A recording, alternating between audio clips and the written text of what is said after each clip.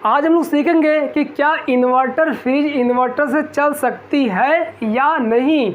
आज क्लियर सीखेंगे, ये जान जाएंगे हम लोग कि हाँ, ये जो हमारी इन्वर्टर फ्रिज आ रही है इस टाइम मार्केट में, वो इन्वर्टर फ्रिज हम इन्वर्टर से भी चला सकते हैं या फिर सिर्फ लाइट से ही चला सकते हैं। तो चलिए अब वीडियो को स्टार्ट करते हैं। देखिए, जो हमारी इन्वर्टर फ्रिज आ रही है ना, वो इन्वर्टर से चलाने के लिए थोड़ी नहीं बनी है। वो बस इन्वर्टर फ्रिज इसलिए उसका नाम रख दिया गया है कि वो जो इन्वर्टर फ्रिज होती है वो थोड़ा कम एम्पियर लेती है, कम लोड लेती है। इसके अपेक्षा जो हमारी नॉन इन्वर्टर फ्रिजें हैं, जो पहली फ्रिजें रहती थी हमारे यहाँ, वो फ्रिजें जो हैं थोड़ा सा ज़्यादा लेती थी एम्पियर, और ये जो हमारा इन्वर्टर फ्रिज है ये थोड़ा सा कम एम्पियर लेगी। तो इसका मतलब ये नहीं है कि हम इन्वर्टर फ्रिज को इन्वर्टर से चला सकते हैं, नहीं। आप जैसे ही इन्वर्टर फ्रिज को भी ना लगाएंगे प्लग में, तो तुरंत इन्वर्टर की सीटी ऑन हो जाएगी, मतलब कि उसको उसके भार को नहीं सह पाता है। हाँ, अगर आपकी इन्वर्टर में 2 बैटरी लगी है, बैटरी की पावर ज़्यादा है तो चला सकता है, लेकिन ज़्यादा टाइम तक नहीं चला सकता है। मैं आपको बता दूं कि जब ये इन्वर्टर फ्रिज हमारी होती है ना,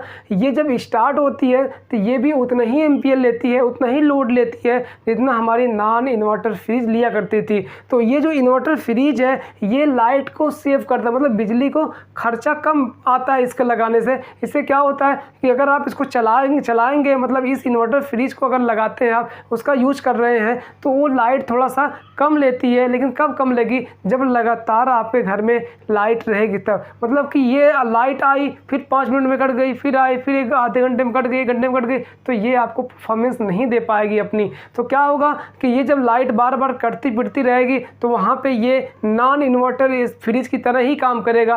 लेकिन अगर लाइट लगातार 1 घंटा 2 घंटा 3 घंटा रहती है तो यहाँ पे ये अपना काम करेगा। मतलब जैसे ये स्टार्ट होगी तो एम्पियर ज़्यादा लेगी, लेकिन आधे घंटा 1 घंटे के बाद थोड़ा सा एम्पियर कम होगा, फिर और 1-2 घंटे के बाद फिर धीरे धीरे कम। मतलब कि धीरे धीरे इसकी एम्पियर डाउन होते होते जितना हमारी नॉन इन्वर्टर फ्रिज जो लेती थी एम्पियर, उसके आधे पे आ जाता है। मान लीजिए जो हमारी नॉन इन्वर्टर फ्रिजें थी जो वो लेती थी 0.6 एम्पियर, तो ये जो हमारी इन्वर्टर फ्रिज है ना, ये लेगी 0.3 एम्पियर या 0.4 एम्पियर, तो इतना लेगी। तो मतलब कि ये थोड़ा सा लाइट को कम लेती है, लेकिन आप इसको इन्वर्टर से नहीं चला सकते हैं जो हमारी इन्वर्टर फ्रिज मार्केट में आई है।